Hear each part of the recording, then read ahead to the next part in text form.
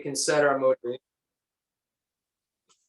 And then we'll go from there.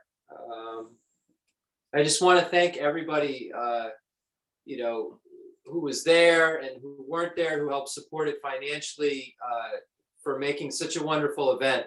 The fire puja was incredible. We have a professional video that's been made. We have a rough draft of it, but we're just trying to figure out, it's such a long event, how do you kind of compact it? So we're working on the compacting process right now. So anyone who wasn't there will be able to see, you know, it, and it's going to be done really beautifully, and you'll be able to see, even people who attended didn't get to see the whole thing because there was a ceremony in Rinpoche's room for only the, you know, just for only the monks and the retreatants and so forth. So we actually have video of a lot of that. We have video of all the ceremony pretty much, but we'll be able to include that. So you'll be able to see kind of the ceremony that went on in Rinpoche's room. Pari Rinpoche was here, who's quite famous tantric master, who was living in the palace behind with the Dalai Lama and then came to the United States just recently. So he was here. He was the one on the very end, the older monk, who was doing a lot of the rituals next to Thupten Tome. So we have a lot of video and footage of him kind of up close doing all of the mudras and doing a lot of the ritual things. So it'd be beautiful to be able to see all of that. So without further ado, let's get started with the Heart Sutra. All right.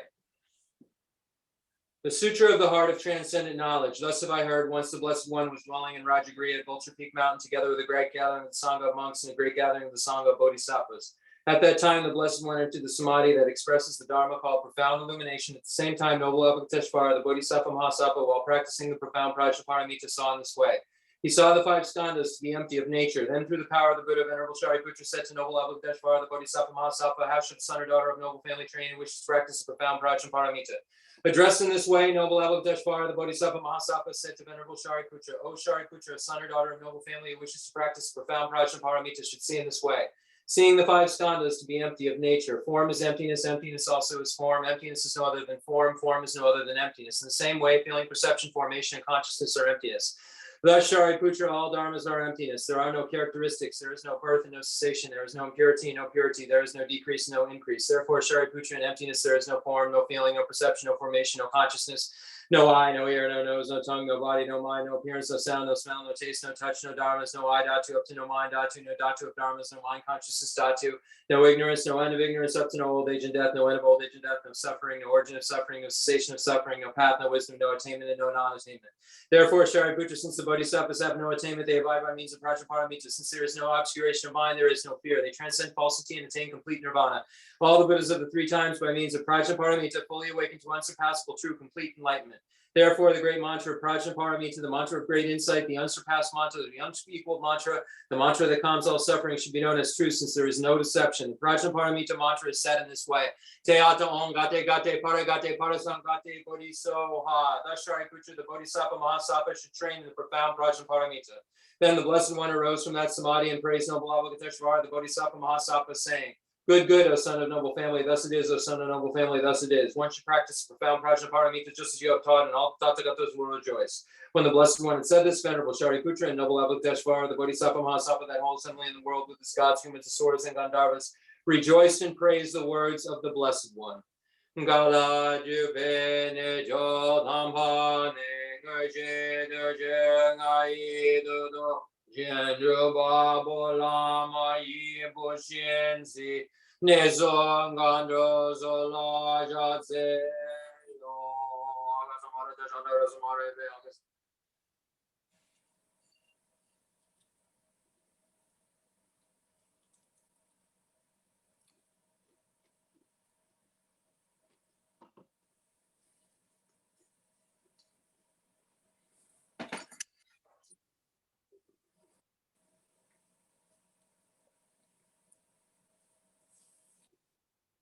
Agasamara dashandara samare mede ata gade gade paragade parasangade bodhiso ababa gandu sanjiga yede me doje she abadaji abadaji sheva daji Nagi Baji Meta Bisha Danji Jilding Layazo Yin Dunja Chichu Chiwa Dam Midon Be Jendan Jiwa Dan Dumba Jin Bon Zon Son Jo Ji Tashi De Jan Den Da De Le Jo.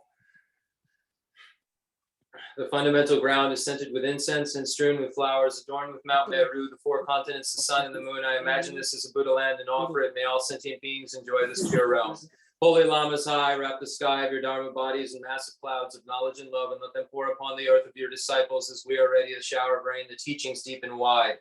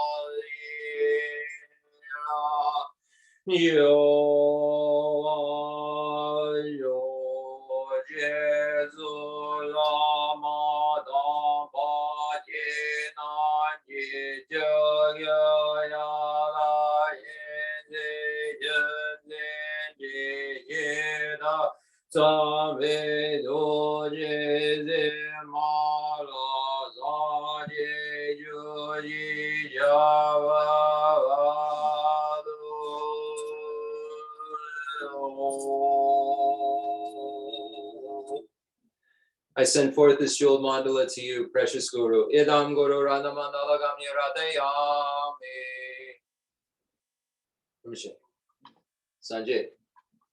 Chodan Jaye Janam Rajandu Badu Danye Jasu Jitagi Chinye Jipe Sananje Jala Benje Sanje Drupasho. Chodan Jaye Janam Rajandu Badu Danye Jasu Jitagi Chinye Jipe Sananje Jala Benje Sanje Drupasho. Ye Jadan Ye Janam La Janju Badu Dani Jaso Jidagi Chinye Jibezana Jidala Benji Sanye Dubayo.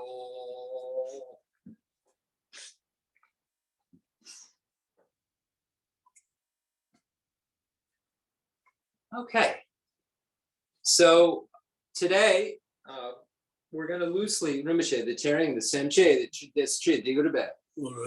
Kasang atsu denje, that's geche sheson.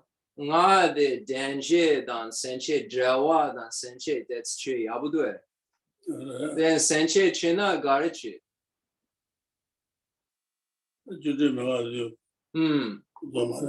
Okay, de yabudu. Then ne, the chan, that's true, then la. I do them out of sensitive. My shit, Yoga Shaba, Hijel, Sansu Lesser. Lesser. So today, we recently just talked about the Four Noble Truths. So that was the kind of the topic that we were going over last week, and you know, talking about it a little bit actually before the initiation as well. But today, I'd like to maybe just go over them quickly again, you know, just kind of an overview of what they are. But then we're going to talk about bodhicitta, the mind that aspires to enlightenment, and how kind of it's connected, right? You know, what's that have to do with anything, and what makes that different from maybe other practices that don't lead to the same result, right? So we'll talk a little bit about that. And Rinpoche said that the best way to explain the bodhicitta part would be to get into the 7-point cause and effect for realizing the mind that aspires to enlightenment. So we'll talk, a little bit about that, not in super great detail, but we'll talk a little bit about that as well. So when we look at the Four Noble Truths, we have the truth of suffering, the truth of origin, the truth of cessation, and the truth of path. So basically last week we talked about how that's saying, this is the problem. Buddha's saying that, I've seen all of reality, right? So here's the problem. And I think you'll agree with most of this, right? There's some of it that's more subtle about being thrust into bodies, but some of the more gross things that the Buddha taught us about suffering, I think we can all pretty much concur about, and it wouldn't be really any different than what, another religion would say, maybe how it's caused or how it comes about. But we would all kind of concur that when you break your arm, it's painful and that hurts. And that things that we liked, when they start to be older, we don't like them as much, unless it's an antique. And then that's a whole other thing that we name as something fancy that's old and not junk anymore. But this stuff's the junk stuff, but that stuff's worth like $1 million.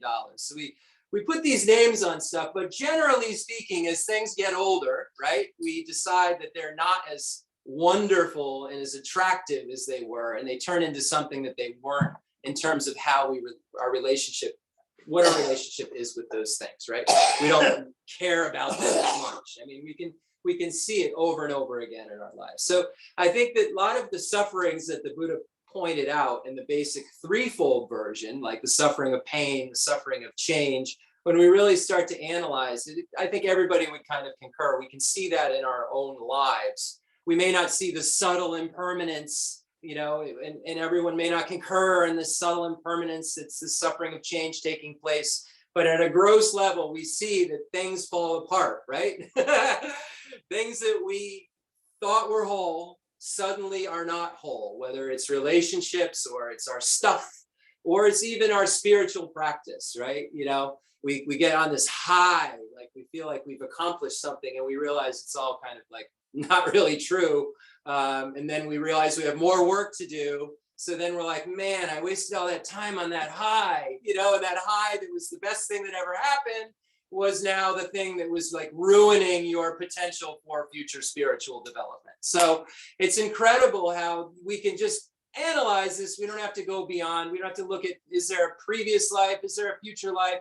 We can see that there's this situation within our lives. It's just full of discontent, right? It's for sure that we are dissatisfaction, discontent, this just kind of idea that we're going to have to go on, and this is just the nature of life, right? Like you hear a lot of people, I'd be on a construction life, but it is what it is. Broke my arm, yep, it is what it is. Life sucks, then you die, it's like this idea that like even other people concur, like life sucks, then you die. Like how many people do you like kind of have that idea, right? But that's kind of what Buddha said. But then he said, but you don't have to, and it doesn't have to, right? So that's kind of the beauty of Buddhism. It's like, it's not a negative thing. It's like, yeah, this life, this way of living, this relationship we have, like with ourself and others, yeah, it's not good. It stinks. It's awful. It's contaminated. It's a source of unpleasantness over and over and over again. So we realize that the Buddha taught us these very simple things we can relate to. And then the Buddha said also there's this thing, past, future lives, and the real suffering that's making all these other things happen is the fact that you're taking on a birth. Why are you taking on this birth? Because you are being thrust into it, right? So you're being thrust into this kind of situation over and over again. And we can relate to the one we're in. So we can say, if we get thrust into it, like in this again, we know that this has all of those pitfalls and separations and sufferings and so forth. So if we were to get thrust at it, which would be wonderful if we could have a human rebirth again. We could get thrust into this again. I think we would all agree there's a lot of dissatisfaction and a lot of things that we wish we didn't have to experience, right? So then we say, well, why? Why is this happening? What is occurring? Like, why do I have to, why does everybody hate me, right? Why is everybody against me? Why is the world so rotten, right? Why do I have to keep getting sick? You know, it's these genes of mine. Thanks, mom and dad. Like we just really like have all of this misunderstanding about who to blame and what it is, why it's wrong. And the Buddha said that you're getting somewhere when you start to say, well, I'm misunderstanding why all this is occurring. Well, if you're misunderstanding it, it means that you are saying, well, I'm not sure why this is occurring. And that opens up a little door for Buddha to say, this is why it's occurring. I've seen all of this. I've seen it at its gross and subtle levels. I directly perceived it, and I'm perceiving it directly in each and every one of your lives, every moment, all the time. And I'm telling you, because I know all of you, just like I know myself, and we have the same kind of consciousness with the same potential, only mine's fixed and yours is still broken. So I don't experience this stuff anymore. Mine's fixed, yours is still broken. Let me tell you what's broken about it. So then the Buddha said, all right, this is why you're having these sufferings, this dissatisfaction. It's why you're having pain. It's why when things change, happy things become suffering. It's why all of this is occurring. It's why you have birth, aging, sickness, death. It's why you have all of this. And everyone's like on the edge of their seat. Well, go on. Well, what is it? What's the reason? Well, you at the root of it, if you agree that ignorance and the grasping, the view of the perishing aggregates, the grasping at I and mind, right, are the same. So when we look at the 12 links of dependent origination, it starts with this ignorance, right? So this ignorance is there that grasps at I and mind, separates self and other by this kind of like projection, right? Projects like we're born and we have this lump of sperm and egg, right? And our consciousness from the intermediate state is so arrogant, right? It's just like it gloms onto this mass. It's like, this is mine, right? This is me. This is me. This mass in a womb. This is me. And then like I get some parts in the womb and I'm like, yeah, no, this is me, parts. And then like I come out and like I'm a person and I'm like, this is me with all these other parts, right? And then someone's like, that's Jeff. And then I'm like, I'm Jeff. And I'm in your mom, and I'm separating. I'm starting to separate. And I'm getting toys. This is mine. This is Jeff's. This isn't yours. And I'm already making these distinctions at a very young age. What's driving that? It's driven by this grasping at a true self. This grasping at an inherently existent self that is singular, that arises somehow from its own side and isn't dependent upon all these other factors. I cling to this self as being inherently existent. I cling to other as being inherently existent. And I make decisions based on that misperception.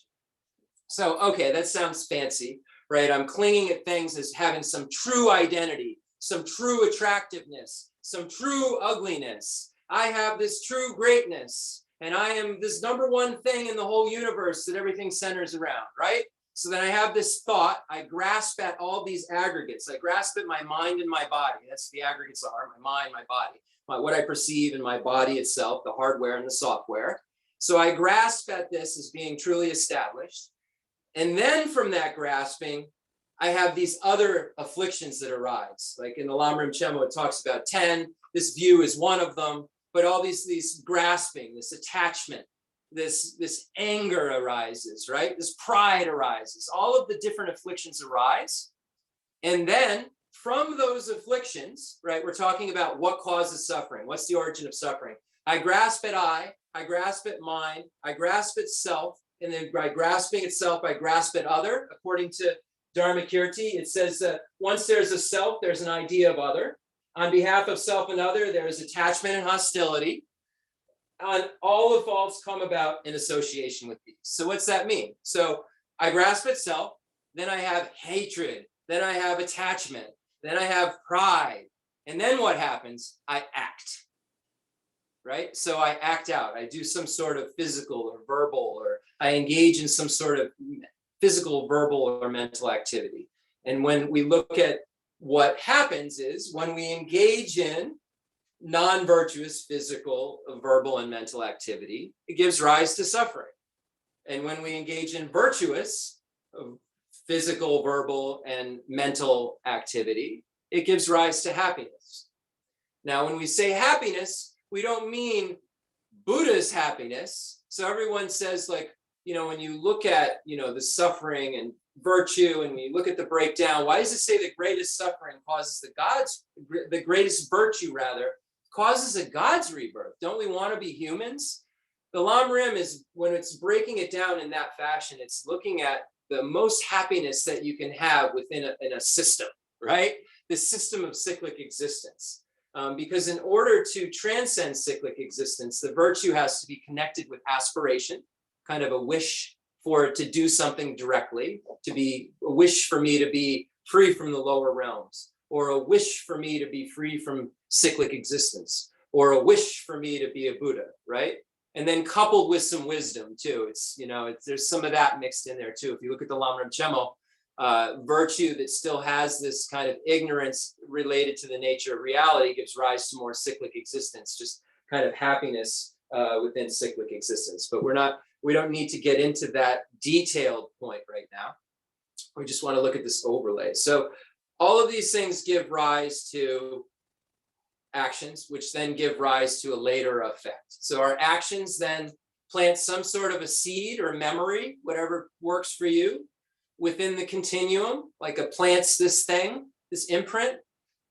And then that action leaves an imprint that will give rise to a concordant result, because we're looking at cause and effect always in Buddhism. Causes and the result that occurs has to be concordant with the cause. So through killing, you have a shortened life, you're killed, right? Through harming others, you're harmed, and then it magnifies. So no need to get into the details behind that, but basically that's what's occurring. You're grasping, you're being overwhelmed by that grasping, and then becoming like irrational, right? Completely irrational. And there's levels of that irrationality depending on how much you love or hate the object, right? We all know that. Like how irrational we become, like, oh my God, I can't believe that person did blank, or oh my God, I can't believe that person did blank, right? Like, so there's levels to it, right? And there's levels to what occur when we get all gooey and sucked up into it and then start spinning around in circles and believing it's all real. And then we act out. And then when that thing that, oh my gosh, I love this thing so much. Well, can I borrow that? No, this is mine. Greed starts, miserliness starts, attachment starts, and you're holding on to it for dear life. And then something that you hate, you get to the point where it's get out of here, get away from me. You have this almost harmful intent. You tell others, don't go anywhere near that person. Divisive speech, making people who are compatible incompatible. Don't go near them. They're crazy. Look what they did to me. Let me tell you a story. Come on into my little lair of affliction, where I'm now going to create karma so that people don't trust me in the future, so that friends are divided from me in the future, because that's the only way I can experience someone being separated from me. I had to do something in the past, right, to make that occur. It doesn't just come out of nowhere. It didn't just happen because it just happened. Cause and effect. Results are concordant with the causes. So when something bad's happening, just assume you can relate really well to what that person did. And when something's really good is happening, recognize that it doesn't inherently have that goodness, and look around the corner. Watch out, because its tail's coming and the suffering of change may be on the way. So looking at it two ways. One is that it doesn't inherently exist, and two, that its nature of impermanence is going to make it explode right in front of your face. It's got a nature of implosion built into it.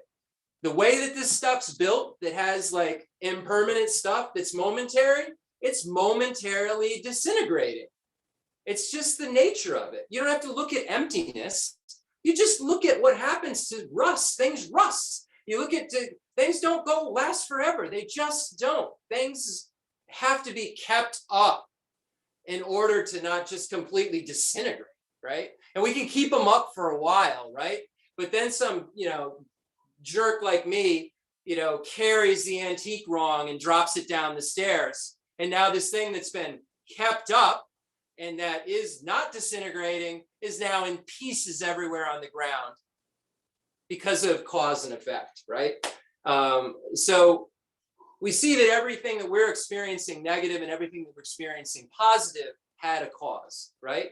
But just because we're having a happy experience, we're still dissatisfied because we know that happy experience is loaded with this kind of like implosion, this thing that's going to blow up. So we need to try to find a happy experience that doesn't blow up, right? That's permanent. And that's what Buddhahood is. That's what liberation is. It's an experience that doesn't have everything within it exploding, right? And suffering. I mean, it's still impermanent, right? But the Buddha's relationship with things is completely different. So like completely knowing, yes, of course, you know, things are impermanent, and knowing that to your core, and then being omniscient and knowing why everything's occurring, you know, is what the Buddha kind of holds on to, and doesn't have suffering, because the Buddha doesn't have the karma and the afflictions, or doesn't have at least the grasping at true establishment and the afflictions to give rise to anything that may be left over to create that. So we can see that there's a very clear distinction between us and someone who's liberated, right? Like we clearly have suffering. When we hear about a being that doesn't have suffering, if that's possible, then that would be better, right? Better than what I just explained, the suffering. And then, so what are the options? Okay, so we're going to get to the bodhicitta here. So what are your options, right? In Buddhism, we talk about the three scopes, the three, you know, types of being. The beings of small scope are the teachings shared in common with beings of small capacity, teachings shared in common with beings of medium capacity, and the teachings for beings of great capacity. So what can we do about this? What can we do about this problem? Well, according to the small scope, and we wouldn't really actually talk about the small scope in relation to the Four Noble Truths, unless we were just trying to be a little fancy, because they're not actually true paths, but we can kind of show in like a relational way how the small scope would relate to the Four Noble Truths, right? And so what would one be able to be free from? So according to the small scope, if you engage in certain practices of ethics, which abandon the non-virtues and go for refuge and acknowledge downfalls that you've engaged in, then you'll be able to have a higher realm rebirth. So according to the Lord Buddha, there's a way to abandon the lower realms of cyclic existence. So would you call this cessation? It's a way we can, but don't hold on to it, because the cessation is always referring to the cessation of the, when we're talking about the third noble truth, we're talking about liberation or Buddhahood. But let's look at it, how you could relate it to the small scope. So if you look at what the small scope suffering is, it's the suffering of the lower realms. Their truth of suffering, right, would be the suffering of the lower realms of cyclic existence. What would be the origin of it? It would be non-virtuous karma, right? And then it would be, what would be the path, right? It would be engaging in ethics, which abandons the 10 non-virtuous activities, going for refuge, and acknowledging your downfalls. And in dependence upon that, you could have a cessation of the lower realms.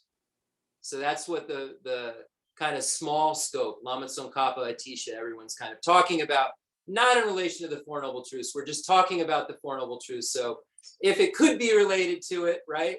And path wasn't an Arya path, right? It was just a path like we talk about, like, you know, there are paths that are, you know, anyway, that's how you would look at the small scope. Then the medium scope is for a being who wants to get out of cyclic existence altogether, not to become a Buddha, just a hearer, solitary realizer, vehicle person, who wants to go to nirvana, has had enough of all of cyclic existence, says, yeah, getting out of the lower realms is great, but the higher realms stink too. We just talked about it. We all can relate to it. We're in them. We're there, you know? So the medium scope person says, no, the lower realms are bad, but so are the higher realms, you know? And if you're a human, you're like, this is bad, right? Not all bad, like not, this is so everything I have, but just like at its core level, it's not great, you know?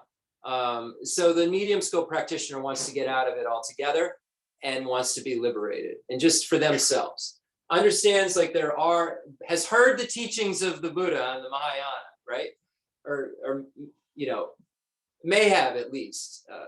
It says that they've heard it in the Lama Tsongkhapa's text. So they've heard these Mahayana teachings, but they just choose to be liberated for themselves alone. They don't feel they have the capacity, nor have they accumulated enough merit to even begin to talk about becoming a Buddha at this point, right? Like once they're liberated, they still have so much merit and so much accumulation that's necessary that they don't feel like it's their thing, right? So they go into what's called a nirvana, where they extinguish what are called the afflictive obstructions. These are the kind of afflictions that cause cyclic existence, that obstruct one from being liberated. They cause you not to be liberated. So this practitioner engages in the 3 highest higher trainings because they recognize that their origin of suffering is the grasping at true establishment. That's what causes cyclic existence to occur.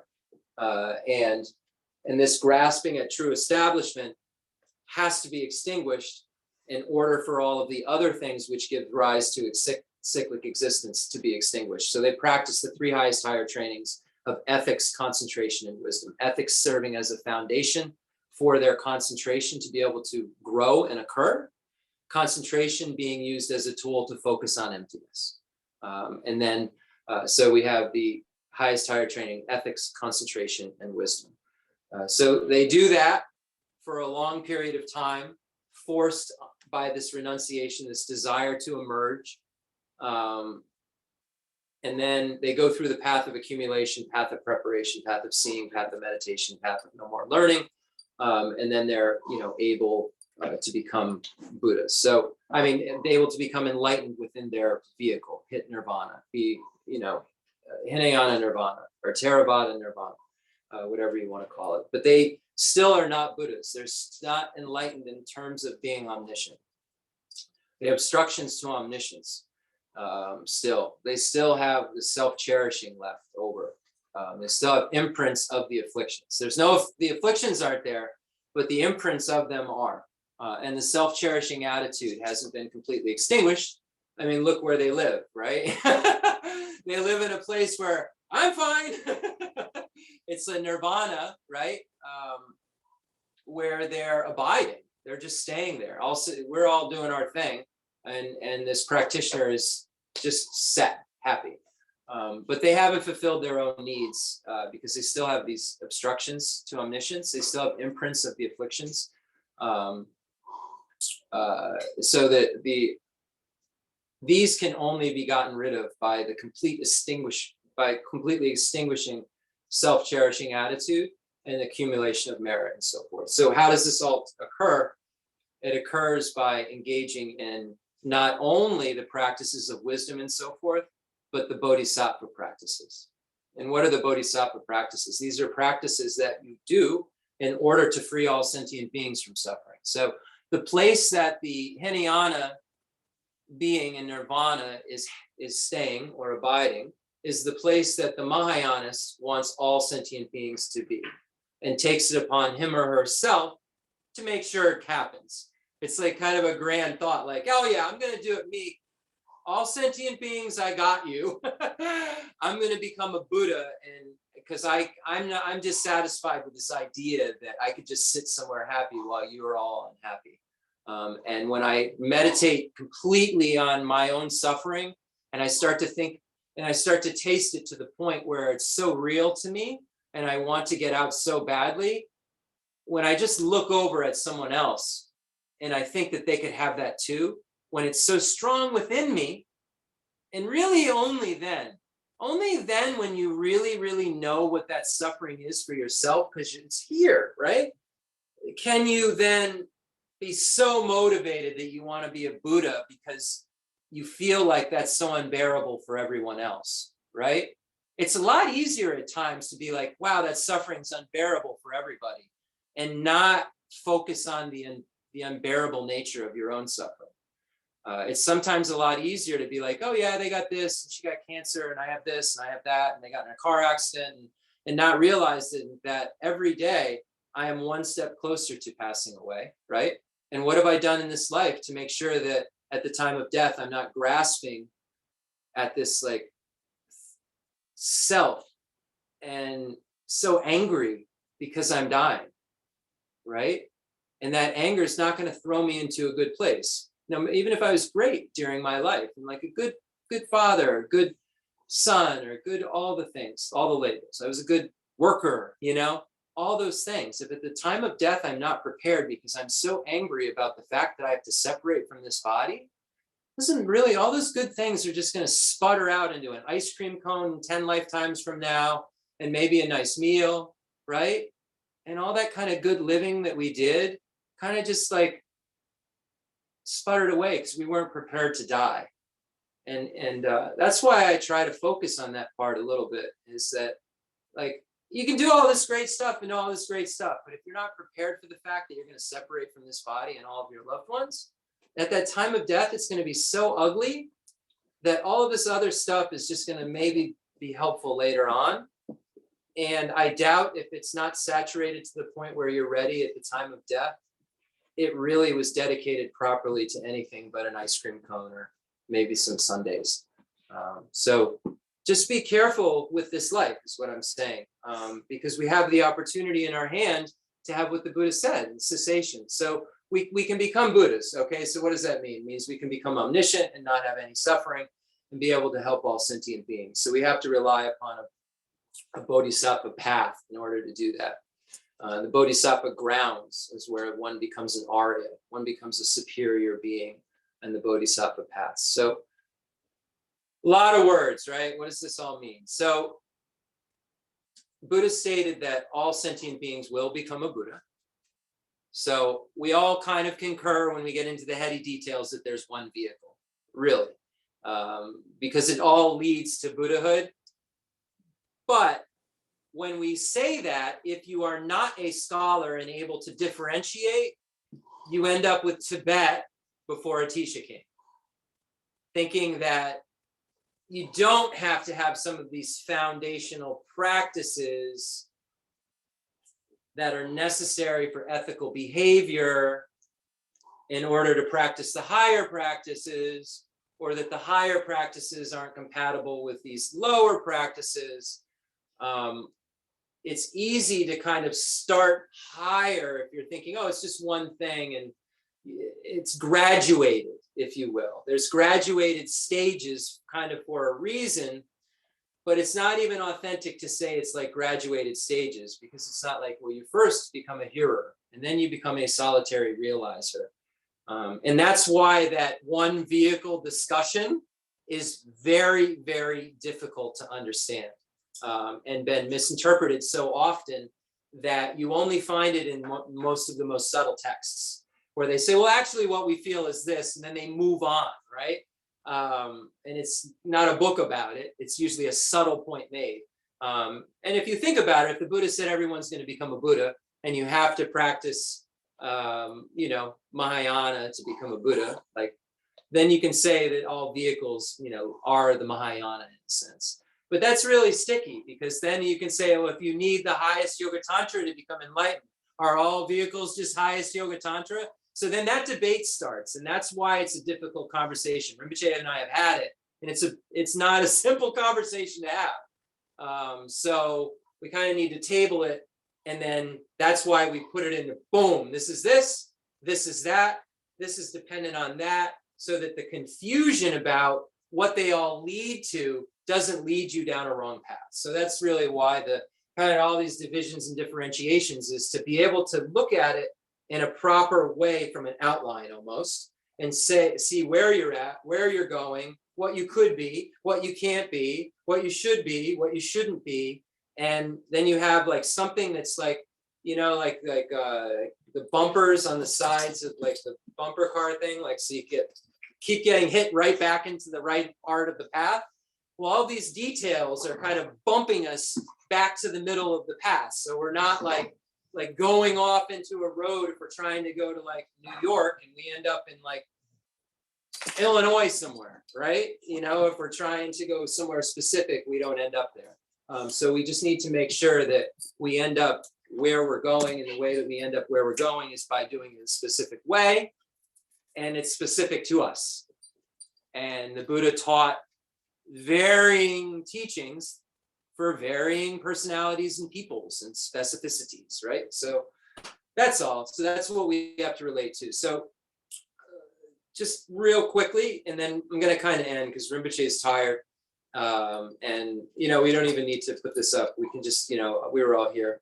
Rinpoche wanted me to discuss this. So I'm going to discuss these facts, these points, and then we'll go from there. So what does bodhicitta have to do with all of this? So in order to become a Buddha, the entrance into the vehicle that makes you become a Buddha, the entrance into the kind of like if you're in a vehicle that goes to New York, like the door to get into that car to go into New York, like if there's only one vehicle that gets to New York, like imagine that, like we know we have a lot of cars, but imagine there's only one vehicle that drives to New York.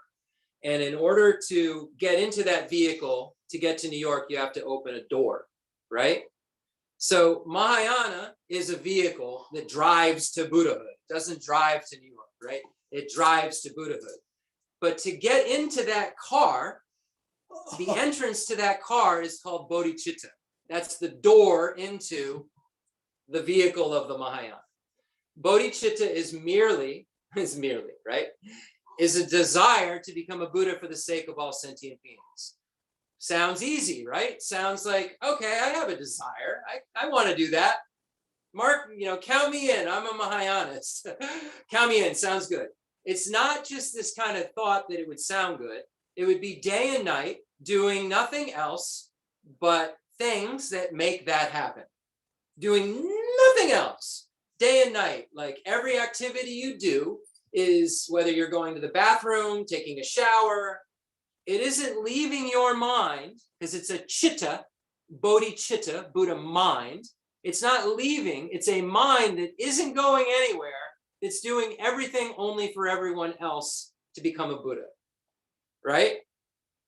And that mind is caused by a mind that wants nothing else day and night, but to get out of cyclic existence. Right? For yourself.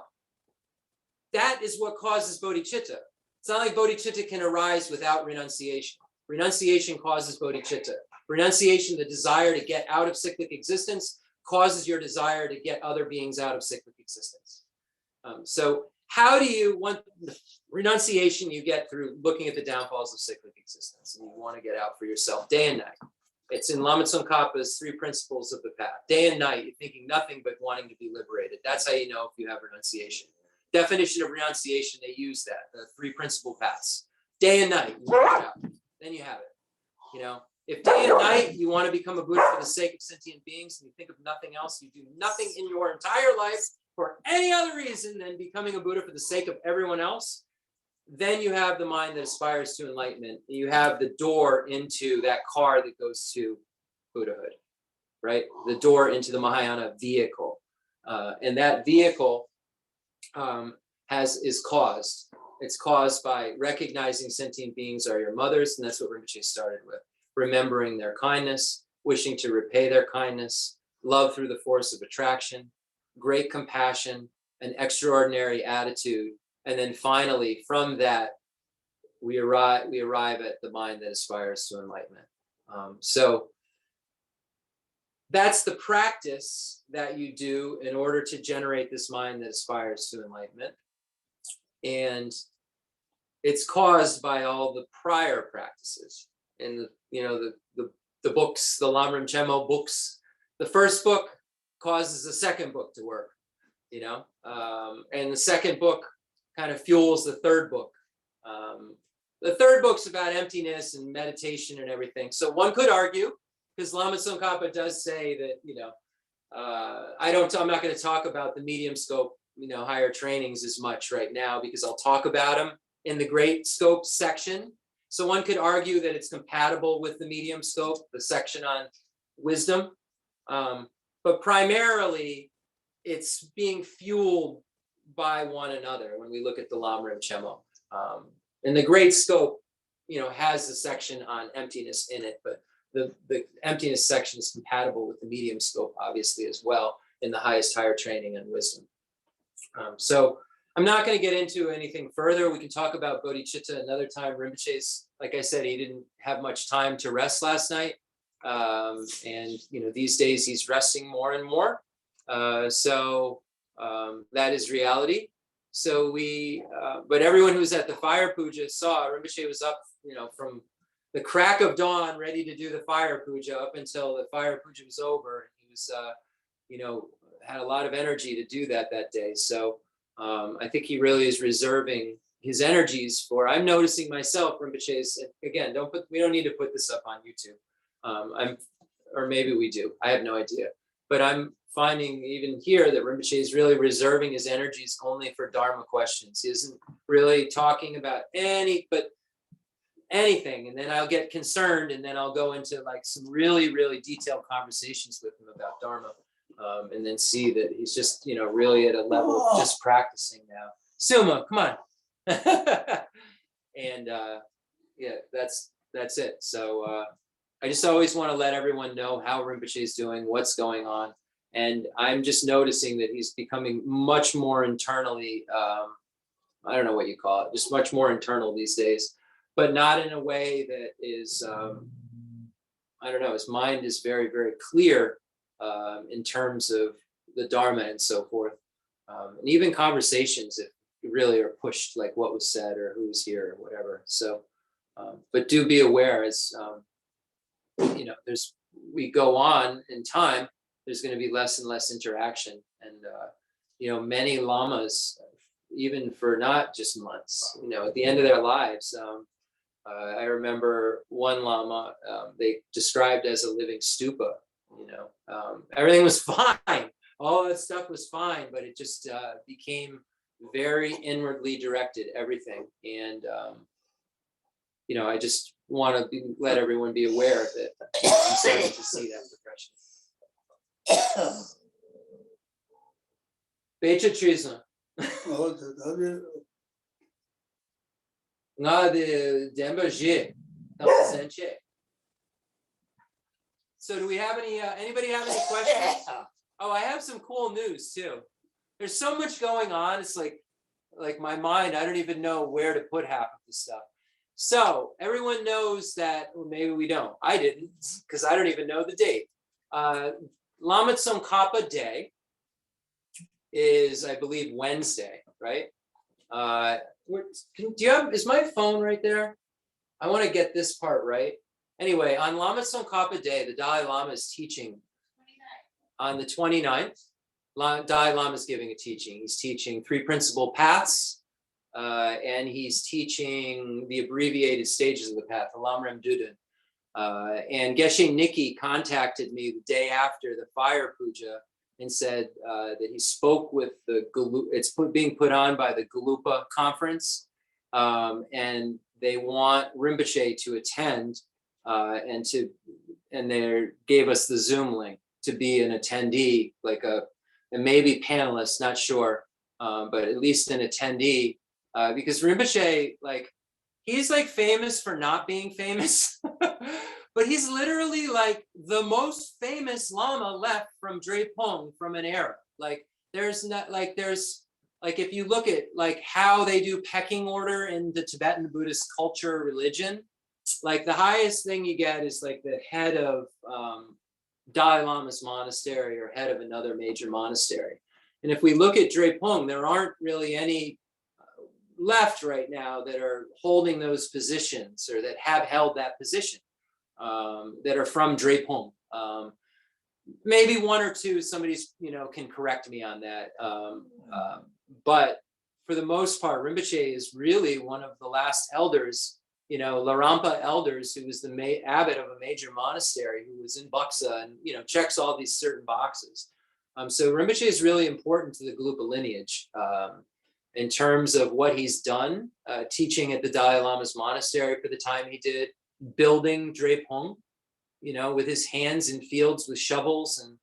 And so it's really a nice honor that they invited us, not us, just him. They're like, you can sit in for him from 8 to 8:45. Then we expect you to not be on camera and expect you not to give anyone else the Zoom link. So that's it. So we just have to make sure that, you know, we have the right technology and everything. So it's really cool. Rinpoche is doing that. Rinpoche got to finalize the Kala Chakra Puja. As I said, Pari Rinpoche was here, which was very special. And then Shadow Rinpoche set up the place where we had the puja was picked and kind of set up by Shadow Rinpoche, the previous abbot of the Dalai Lama's monastery after Rinpoche. And he's considered, he'll probably take over, this is my thinking, the Kala Chakra lineage from His Holiness in the future, I would guess. He's already given Kala Chakra initiation in Mongolia. The Galupa lineage under His Holiness is very, very strict about who gives Kala Chakra initiation.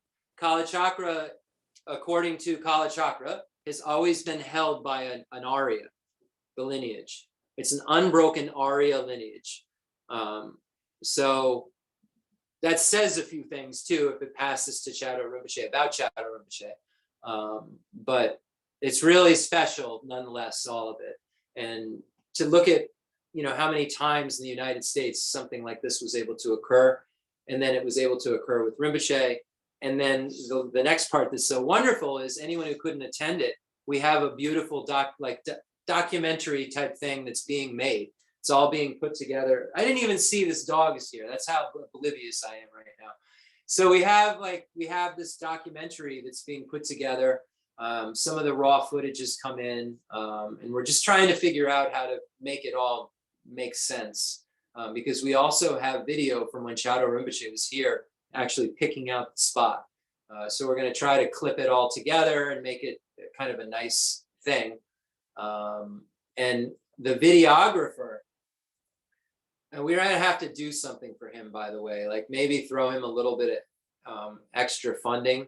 And the reason I'm saying this is I agreed to have him here for 3 hours or so. And he's like, if it goes over a little, then that's fine. You know, I'll really commit to being there. I'm like, we'll work something out if it gets outrageous. Well, it kind of got outrageous because, you know, he came here to be here at 8 in the morning when I told him to, and left at like, I don't know, 3 maybe or something. So we'll have to figure that. He's not complaining, but just out of fairness and out of, you know, we got to figure out another couple $100 for him. What'd you say? Oh, and the other thing is, so let me tell you the story about this. We'll have a little story time today.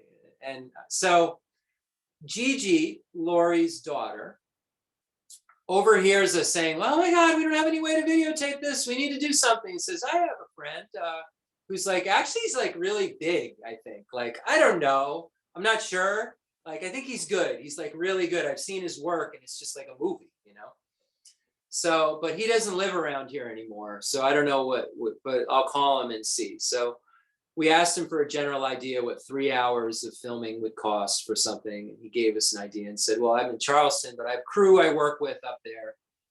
So maybe I could get them to, you know, do it for you. And I'll at least make sure you get somebody good because you're friends with Gigi or your Gigi's, whatever I am. So then we call him, we get on the phone with him. And it turns out like I'm on the phone with him at least 35 or 40 minutes. He's interested. He's put his foot in the water with Thich Nhat Hanh. He studied some Buddhism. He's into the law of attraction. He, you know, kind of like left the ordinary kind of stuff to start his own video company. And, you know, he's been very successful shooting music videos. He's super, super talented. If you look on the website at what he does. If you like that stuff, I mean, he's good at that. He's very, very good at capturing video. And I get talking with him and he's like, yeah, I'll make sure you have somebody, you know, good there. I get off the phone with him and he texts me, I'm looking for flights. I'm going to try to figure this out. And he flies from South Carolina for 2 days. I'm thinking, oh, well, like he's up here for Christmas. So he's just like, you know, like trying to like put it all together and make it all work. He flew out Thursday to go back to Charleston. So he literally flew in Tuesday night, came and did all the stuff Wednesday and flew back to Charleston. So I don't know what kind of business model that is, but the original ask was $600.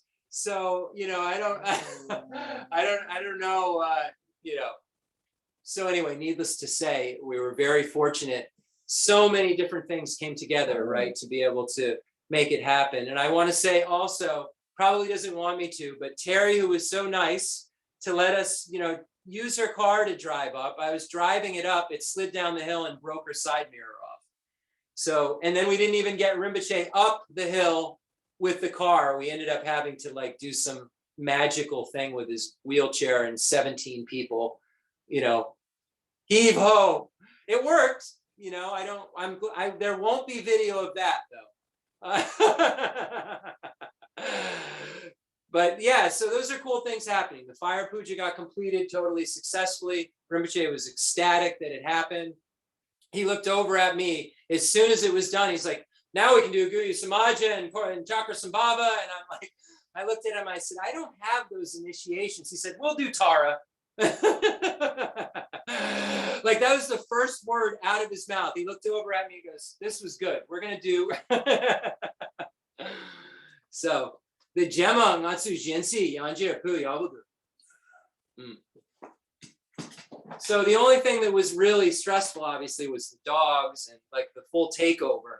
But we just had to kind of let go, you know, at our house, because it just started getting out of control, and all of the like restrictions that I thought I made and all the rules I thought I set, and I like knew it got out of control and just had to like do the best I could.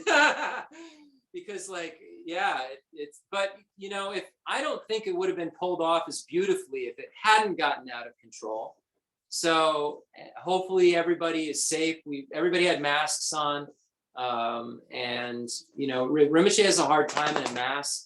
So if everyone's like, why didn't he have a mask on? He has a hard time in a mask, and he has smoke coming in his face, and I didn't want him, you know, so that's why.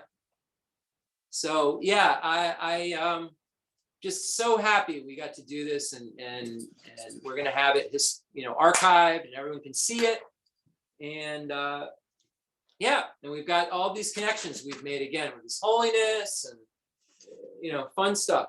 Good things are happening. That's, you know, one thing that, you know, has been neat to be able to see Rinpoche, you know, connect with some of the old students from 20 years ago that, you know, are still kind of around. They're, you know, doing other things, but they're around, and it's been nice to, because he's really touched all their lives, even if they're like studying something else, or they're, you know, on a different path or a different track, whatever.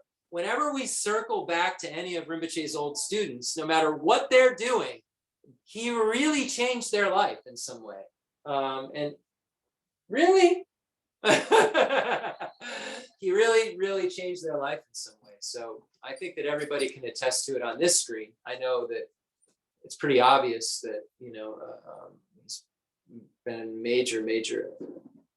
I just don't even, I told him I'd be a garbage bag on the side of the road if he had, you know, come into my life. And it's so true. Like, it's not even, that's not even like, ha ha ha ha. It's just the reality. So I'm just so fortunate to have this experience, to be able to translate, to now be able to kind of explain the things that Rinpoche has taught me, and know that anything that I'm explaining, you know, I get goosebumps when I read the end of Chandra Kirti's text, when he says, you know, who am I to say all this stuff? But you know what? Nagarjuna said it, so I'm not worried about it. And that's what I know about what comes out of my mouth. Like, no matter what comes out of my mouth, I'm going to be able to go like this, and go like this, and go like this, and I'm going to be able to back it up. And it's only because Rinpoche taught me to do that, and taught me where to find it, and taught me what to say. And if there was something a little different kind of to say, where to find it, and if it didn't match, shut up. So that's such a gift to like know, like, it's like not as pressury, right? Like for me, it's pressury, like, because there's so much to say. That's the pressure. But the pressure isn't like, oh, am I going to say it right? No. Nagarjuna is my teacher. I got no problem here.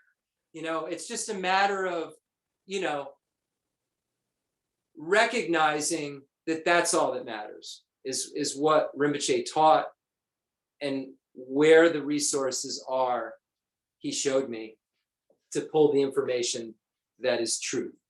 Like at the beginning of the Ngarim Chemo, where it says, like, I'm not like wicked into Buddha. It's like literally saying it like that. It's like, I'm not like just like wicked into Buddha, and nor do I like not like the Hindus. I had no problem with the Hindus. I'm wicked into truth. And wherever all that falls out, wherever that all lands, that's what I'm into. And I just love that. It gives me goosebumps to hear that. And that's it, you know? That's how you take proper refuge, is you find out, sort that out, find out what's truth, follow that. That's what the Buddha said. He's like, don't follow me because I'm Buddha. Cut it and rub it. That's what it says at the beginning of the Lama Chema. Find out what's truth. Don't be into Buddha or into Hindu or into that or churn this and prejudice to this. Find out what's truth and follow that. That's it. So anyway, that's it. You notice how when like the main Jeff talks over, Rinpoche is right up, perks right up. He's up.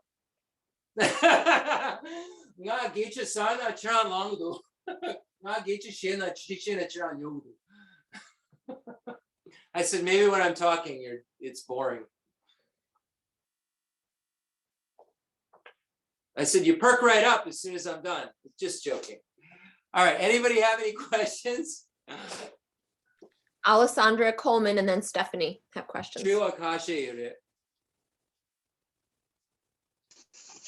Yes.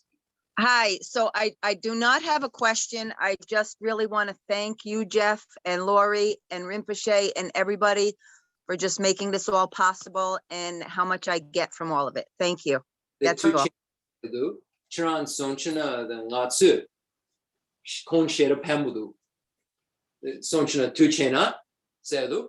Okay. Suma, come on.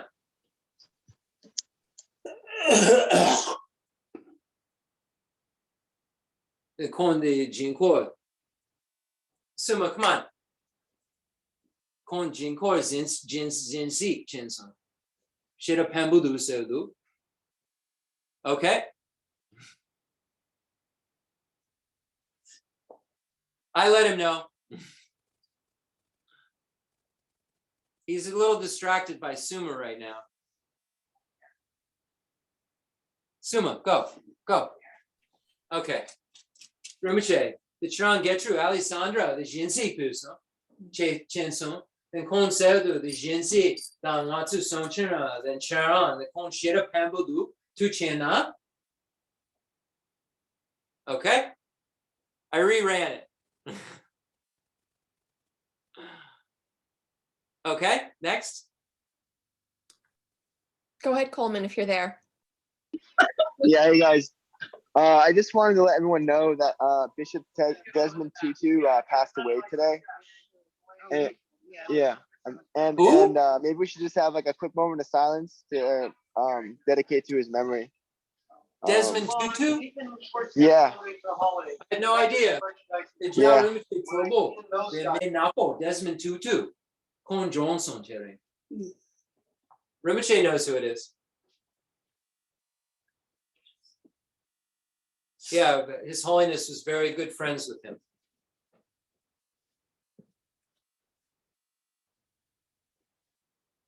And also, Goel Compson, Geshe Khalsan Jetson passed away. He was one of the, I don't know, it's like a bad year for Goel Compson. Geshe Chodak passed away, and then again, Khalsan Jetson passed away. He was younger than Rinpoche, but he was the one who helped me when I was in Goel Compson, kind of like learn the ropes and brought me to the discipline master to put my name in the Drepung book. And he was very, very, very nice. And he passed away of, I don't know what, but we got a call a few days ago. And then I let him know we were doing the fire puja and that we would, help say prayers during that period. Stephanie? No volume. Can you hear me now? Yep. Okay, so that actually kind of leads into my question.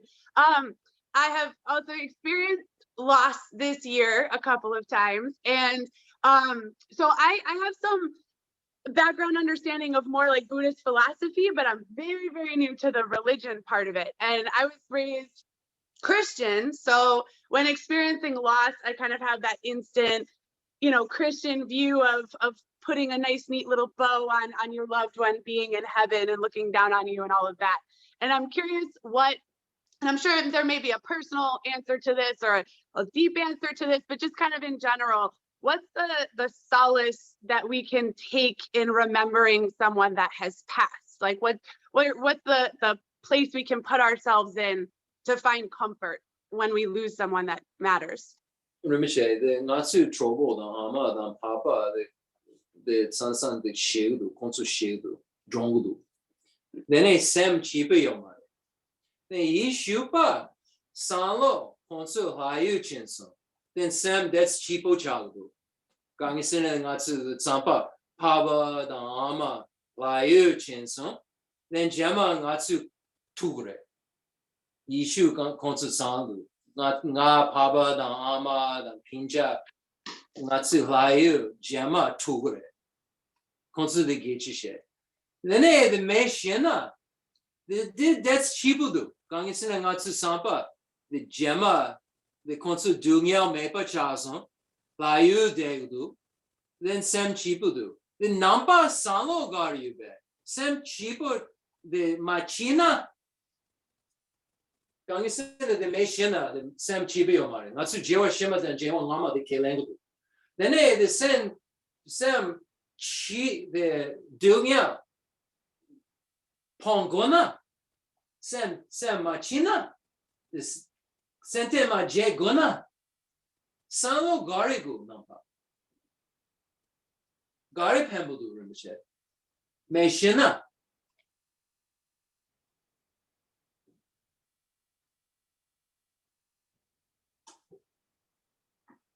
Hold on.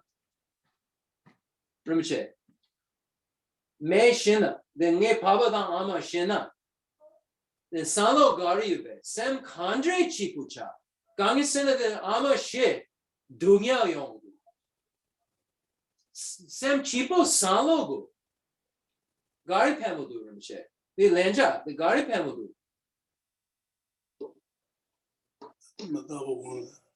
Metabogon. Yene, the Metabogona, the Ne, the Nge Ama, the Molanja to do it. Molan Pamudu it. Molan Gareja. The Ama Drona, the Molan Gareja. Kangisina the Con River Yere, not Lenjago.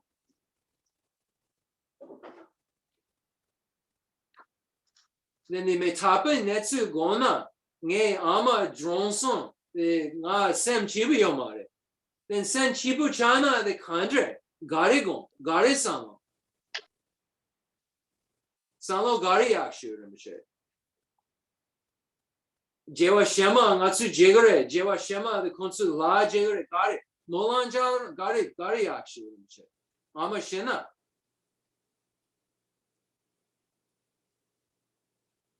So Rinpoche said a very simple answer, and I'm just trying to get something. Hold on.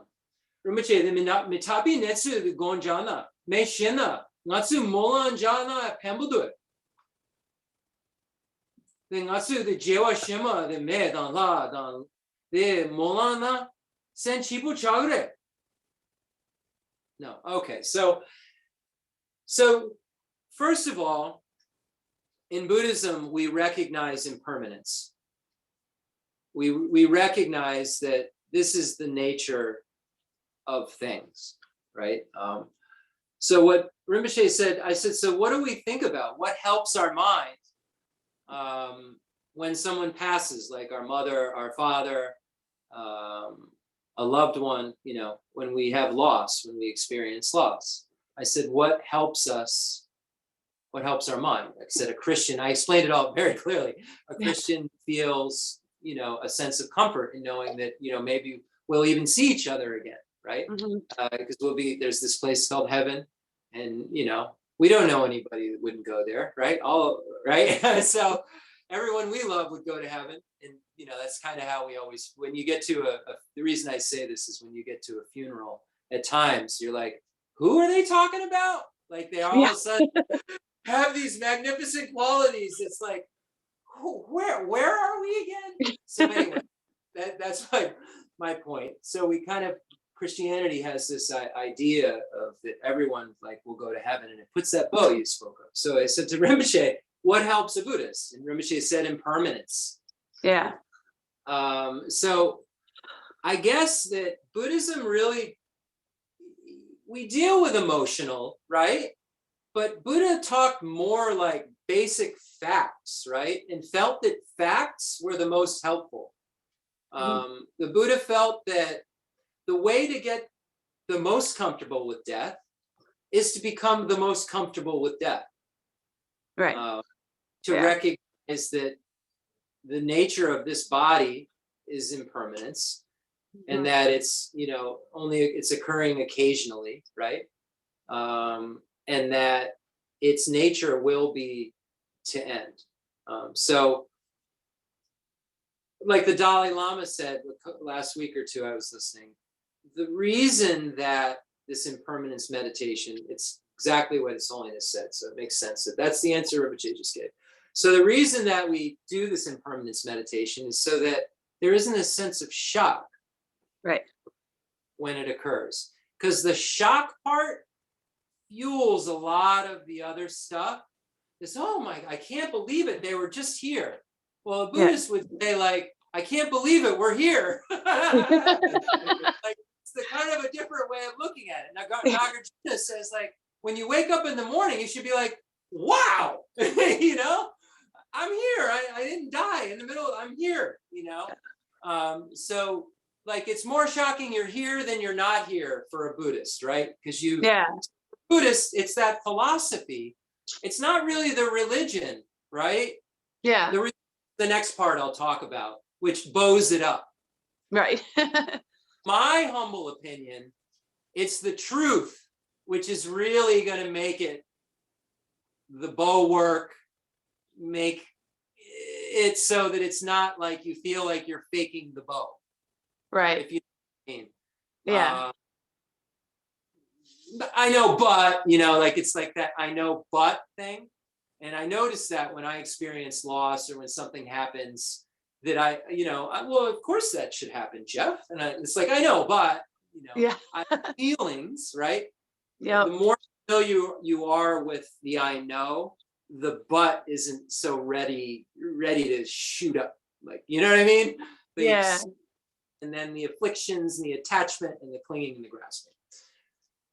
That all sounds great, you know, but the idea that I'm going to realize impermanence to that degree where, well, of course, you know, sitting over my loved one saying, well, of course, you know, I mean, I'm surprised it wasn't yesterday, you know, sitting over a baby and saying, I'm surprised it wasn't yesterday, or a 7-year, you know, like, you know, that sounds great.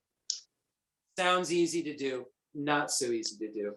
So we have to do that, and we have to do that every day and believe that every day, right? And then know that when we have connections to loved ones, we have a little influence on their intermediate state, a little bit. And we have a little influence in terms of the aspirations that we can make for them. And ultimately, when we're making these aspirations, like that they become Buddhas, that we can, you know, whatever aspirations we're making for them while they're dying or they're in this intermediate state, at least at a bare minimum, we're connecting with them. If we become a Buddha first, we can help them, right? Yeah. Like we're at least connecting there, right? And on the Bodhisattva path, we just read, you have all these special qualities, right? That makes it so you can help those people and connect with those people. So if you're looking at it like, well, and then also the Buddhas are omniscient. So you're calling to the Buddhas, they hear you, you don't see them, right? They show up. You're like, hey, Buddha, he's here. He's like, but we can't see them. They're omniscient. I have the connection to be able to say the name, the Buddha can hear it. So when we're praying for others to an omniscient being, we're connecting that omniscient being to those people as well. because we're saying, we're just making like this triangulation thing happen, where we're connected to them. The Buddha's now, we're talking to the Buddha. The Buddha's, so the Buddha sees our mind, the Buddha's connecting to them and then can come help them. Because we know the Buddha can only show up and help you if you have the cause for it to happen. The Buddha is not omnipotent. The Buddha can't change your karma, wash your sins away, take your suffering away, give you his realizations, her realizations. Buddhists don't do that. They teach. They liberate by teaching. So now, like when you pray for them, you're now connecting that person who just passed away to what they need to be a Buddha, right? So like Christianity's packaging it up shorter term, but Buddhism's saying the same thing, Right. just eventually. Like it's not the next moment, it's later. So I think that's the kind of positive way of looking at it. Mhm. You know, someone's dying, of course they're dying. You know, of course they've died, right? Not laughing about it, but I'm just saying, of course they've died. Why wouldn't they die? Or, you know, it'd be preposterous for me to think they wouldn't die. The fact that I'm here saying, why did they die, is absolutely crazy if I've studied enough, and that won't occur if I did. Then I'll be equipped to actually help them if I'm not hysterical. If I'm not over them hysterical, Right. I'm not influencing their time of death and scaring them, because I'm equipped. I know this is going to happen. So now I can actually do prayers. I can actually do things that will help them at their time of death instead of hurt them at their time of death. It all goes back though to what I've swallowed and what I can handle. Right? Can I handle the fact that they've died? Well, how do I handle that? I familiarize myself with the fact that everyone. So it's not a surprise. So when that happens, I have composure and can help them. I can pray for them. I can say mantras. I can make the right decisions for them. Right?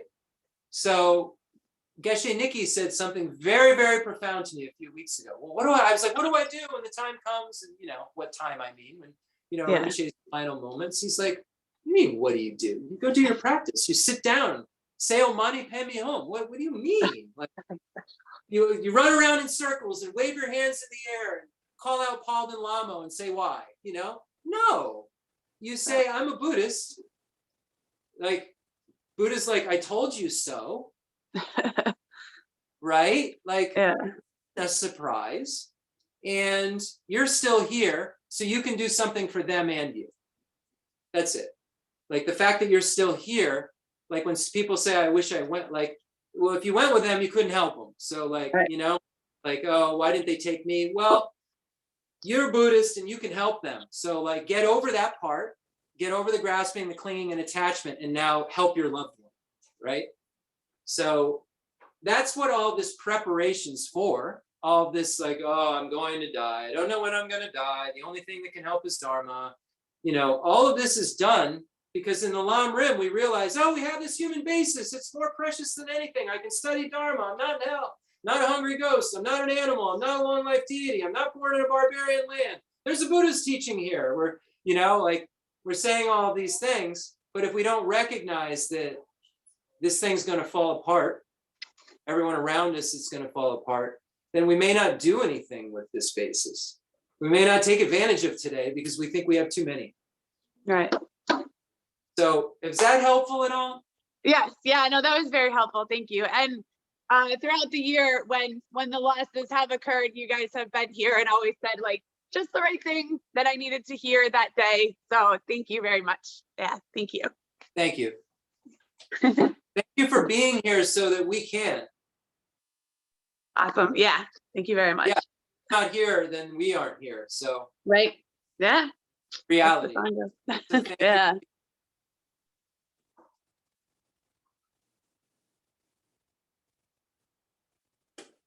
Anyone else?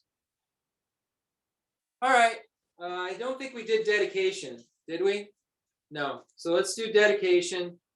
And yeah, that's it.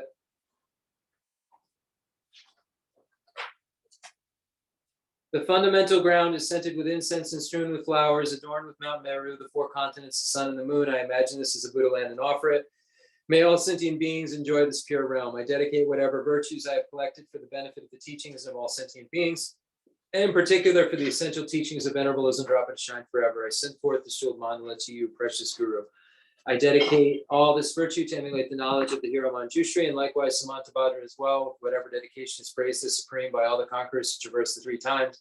I also dedicate all my roots of virtue for the sake of auspicious deeds. In that pure land surrounded by snowy mountains, you are the source of all benefit and happiness.